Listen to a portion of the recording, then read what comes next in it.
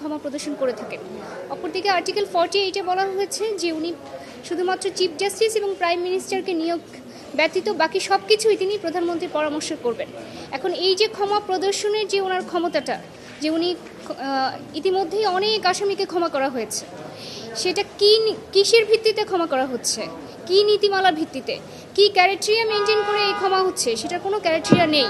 যাকে যা মন যাচ্ছে শুধুমাত্র রাজনৈতিক বিবেচনায় তাকেই ক্ষমা করছে।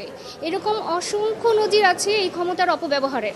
এমনকি এই যে আসলাম ফকির, ওনাকে ক্ষমা করার পরে মার্ডার কেসে অ্যাপিলেট ডিভিশন পর্যন্ত যাওয়ার পরে এক একজন আসামিকে ক্ষমা করা হয় এবং ক্ষমা করার পরে উনি এসে আবার আরেকটা মার্ডারের আসামি হলেন। এই যে সাবেক সেনাপ্রধানের যে ভাই জোসেফ, তাকে ক্ষমা করা হলো যে কোনো দিন কোর্টের সামনে অ্যাপিয়ারই হয় নাই। তো এই যে পলাতক আসামি শুরু থেকেই, এবং এরকম অসংখ্য এক্সাম্পল যে এই ক্ষমতার অপব্যবহারের। তাই এই বিষয়গুলো নিয়ে আমি হাইকোর্টে রিট করি যে কোনো ধরনের নীতিমালা ছাড়া এই ক্ষমা করার প্রয়োগের ক্ষমতাটা কেন আনকনস্টিটিউশনাল হবে না এবং কোর্ট কেন কোনো নীতিমালা তৈরি করে দিবে না এই বিষয়ে।